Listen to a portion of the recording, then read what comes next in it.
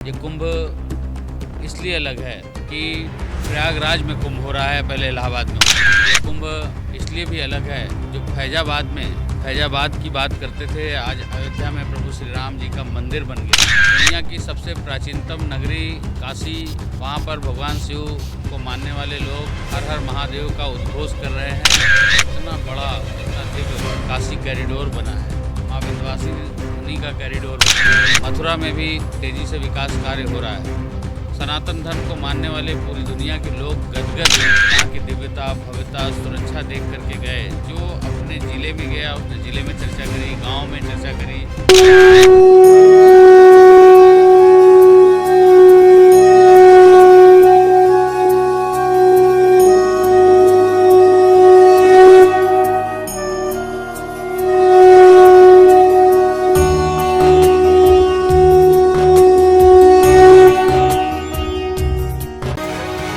नमस्कार, मेरा नाम अफी हिंदुस्तानी है और महाकवरेज लगातार महाकुंभ की आप देख रहे हैं।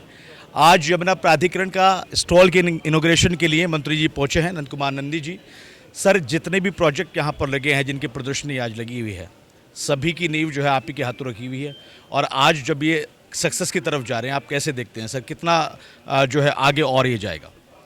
देखिए, आदरणीय प्रधानमंत्री जी के कुशल मार्गदर्शन में और माननीय मुख्यमंत्री योगी आदित्यनाथ जी के नेतृत्व में पिछले 7-7.5 सालों में उत्तर प्रदेश उत्तम प्रदेश बना है, सर्वोत्तम प्रदेश बनने की ओर अग्रसर है।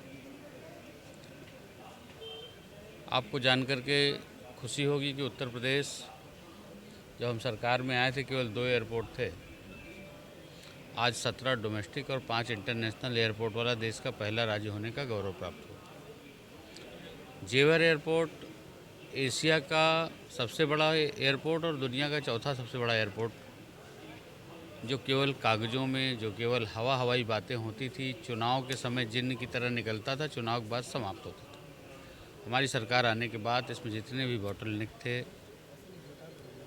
सभी लोगों से मिल करके इसको दूर किया गया। इसकी बाधाओं को दूर करके अब आप देख रहे हैं कि इसमें जो कमर्शियल फ़्लाइट चलनी है, उसका भी ट्रायल हो चुका है, ट्रायल रन हो चुका है। तो निश्चित रूप से आदरणीय प्रधानमंत्री जी के कुशल मार्गदर्शन में, माननीय मुख्यमंत्री जी के नेतृत्व में बहुत सारे कार्य हुए। सर, अथॉरिटी में आप देखिए, जो देश की बड़ी बड़ी कंपनियां हैं, मल्टीनेशनल बड़ी बड़ी कंपनियां, वो सब लोग जेवर एयरपोर्ट के आसपास अपना प्लांट लगाना चाहते हैं, अपना होटल बनाना चाहते हैं। और बहुत सारे, चाहे डेटा सेंटर की बात कर लें, चाहे सॉफ्टवेयर से संबंधित बात कर लें, चाहे फूड से संबंधित बात कर लें, हर तरह की इंडस्ट्री वहाँ पर आ रही है। और एक बहुत ही आधुनिकता से परिपूर्ण रूप से वो उभर करके सामने आ रहा है। सर, 144 साल के बाद में योग बनना और महाकुंभ की इतनी भव्यता, दिव्यता और डिजिटल के रूप में दिखना, अभी करोड़ों जो है श्रद्धालु रोज़ यहाँ पर आ रहे हैं, ये भी एक कामयाबी है सरकार की। दूसरी तरफ जब स्नान आने वाला 29 तारीख को, उसको लेकर क्या तैयारी है? देखिए, 2019 का कुंभ आप सबने देखा और 2013 का भी कुंभ देखा, या उसके पहले जो कुंभ होते रहे हैं, आदरणीय प्रधानमंत्री जी की जो मंशा है, उसके अनुरूप प्रधानमंत्री जी ने इन 11 सालों में देश के विकास के साथ साथ हमारे विरासत का भी विकास करने का काम किया है।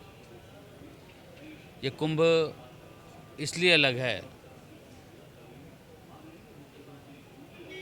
कि प्रयागराज में कुंभ हो रहा है, पहले इलाहाबाद में होता था। यह कुंभ इसलिए भी अलग है क्योंकि अयोध्या में जो फैजाबाद की बात करते थे, आज अयोध्या में प्रभु श्री राम जी का मंदिर बन गया है। दुनिया की सबसे प्राचीनतम नगरी काशी, वहाँ पर भगवान शिव को मानने वाले लोग हर हर महादेव का उद्घोष कर रहे हैं। इतना बड़ा, इतना दिव्य काशी कॉरिडोर बना है, माँ विंध्यवासिनी का कॉरिडोर बना है।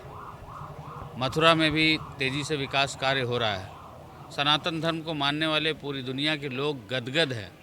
निश्चित रूप से आप देखिए, हम लोगों ने सोचा था पिछली बार जो 24 करोड़ लोग आए थे, यहाँ की दिव्यता, भव्यता, सुरक्षा देख करके गए। जो अपने ज़िले में गया उसने ज़िले में चर्चा करी, गांव में चर्चा करी, गलियों में, शहरों में चर्चा करी।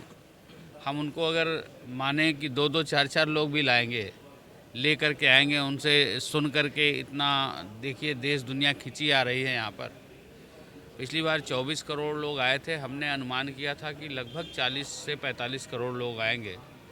लेकिन जो 13 जनवरी को, 14 जनवरी को और डेली करोड़ों लोग आ रहे हैं, तो निश्चित रूप से मुझे लगता है 40-45 करोड़ का आंकड़ा पार करेगा और हम दुनिया के सबसे, जो यूनेस्को ने मान्यता देने का काम किया आदरणीय प्रधानमंत्री जी के प्रयास से, कि सबसे अमूल सांस्कृतिक धरोहर के रूप में कुंभ को पहचान मिली है, तो निश्चित रूप से लोग भारत को समझने, भारत की आध्यात्मिकता को समझने के लिए, मैं ये भी कह सकता हूँ कि अगर देश की पॉलिटिकल राजधानी दिल्ली है, तो आध्यात्मिक राजधानी देश की ये कुंभ है, कुंभ नगरी है। और अध्यात्म को मानने वाले, सनातन धर्म को मानने वाले लोग आस्था में डुबकी लगा रहे हैं। आप देखिए, देश दुनिया की बड़ी जानी मानी हस्तियां यहाँ पर आ रही हैं। निश्चित रूप से पूरा प्रयागराज का एक एक बच्चा जन प्रयागराज के लोग, उनके स्वागत के लिए जो श्रद्धालु आ रहे हैं, उनको किसी तरह की कमी ना हो, किसी तरह कोई परेशानी ना हो, इसके लिए तैयार है। हमारा डिपार्टमेंट भी, यमुना अथॉरिटी ने यहाँ पर अच्छे ये तो अपना शोकेस किए, ये बहुत छोटा सा, मतलब जैसे इतना सारा है तो इसमें एक मुट्ठी में कितना आ सकता है, उतना ही यहाँ दिखा रहे हैं। इससे कहीं ज़्यादा यमुना अथॉरिटी में काम हुआ है। और वो जो हमारे इन्वेस्टर या हमारे लोग आ रहे हैं, उनको रुकने के लिए, उनके लिए भी हम लोगों ने अच्छी व्यवस्था यहाँ पर की है। सर, एक आखिरी सवाल करना चाहूँगा। आपने यमुना प्राधिकरण की बात की, एयरपोर्ट से लेकर और बाकी तमाम चीज़ें, जो एक तरह से देखा जा रहा है कि भारत का फ्यूचर के तौर पे देखा जा रहा है। दूसरा, एक तरफ तो धार्मिक समागम हो रहा है, दूसरी तरफ डिजिटल नाम भी दिया गया है, यानी हम जो है धार्मिक होने के साथ साथ तरक्की भी आगे कर रहे हैं, जिसमें आपका बड़ा योगदान है। निश्चित रूप से डिजिटल कुंभ, दिव्य कुंभ, भव्य कुंभ, डिजिटल कुंभ आज पूरी दुनिया देख रही है। पहले लोग सुनते थे कि कुंभ में इतनी भीड़ हुई, किसी ने देखा नहीं। अभी तो ऐसे लाइव देख रहे हैं, पूरी दुनिया ऐसे लाइव देख रही है। यहाँ पर कुछ भी हो रहा है, अखाड़े, स्नान, तो देख करके लोग आश्चर्यचकित हैं। इस पर उनके मन में, मतलब तमाम कैसे होगा, रिसर्च, कितनी सारी टीमें लगी हैं, कैसे मैनेज करते हैं लोग। तो निश्चित रूप से मैं कह सकता हूँ कि आदरणीय प्रधानमंत्री जी के कुशल मार्गदर्शन में, माननीय मुख्यमंत्री जी के नेतृत्व में ज़बरदस्त तैयारियां हुई हैं। किसी को एक भी तरह से कहीं भी तकलीफ ना आने पाए, सब चीज़ों का प्रयास किया गया। बहुत धन्यवाद सर। तो ये हमारे साथ में औद्योगिक विकास मंत्री नंद कुमार नंदी जी थे, जो यहाँ पर यमुना प्राधिकरण के स्टॉल पर जो है एक फीता काटने आए थे, इनॉग्रेशन करने आए थे। और साफ तौर पर उनका कहना है कि इस बार का महाकुंभ जो है वो, जैसे कि कहा गया है कि दिव्य भव्य के साथ डिजिटल भी है। और डिजिटल की अगर हम बात करें तो यमुना प्राधिकरण के जो कॉन्सेप्ट चल रहे हैं, जो है प्रोजेक्ट चल रहे हैं, उन तमाम प्रोजेक्ट में भी आप जो है एक तरह से भारत को आगे बढ़ता हुआ देखेंगे, क्योंकि अलग अलग तरह के प्रोजेक्ट ऐसे हैं कि वो वाकई भारत को नई विकास की ऊंचाइयों तक पहुंचा सकते हैं। प्रयागराज से कैमरा पर्सन प्रिंस यादव के साथ नाव नोएडा के लिए अफी हिंदुस्तानी।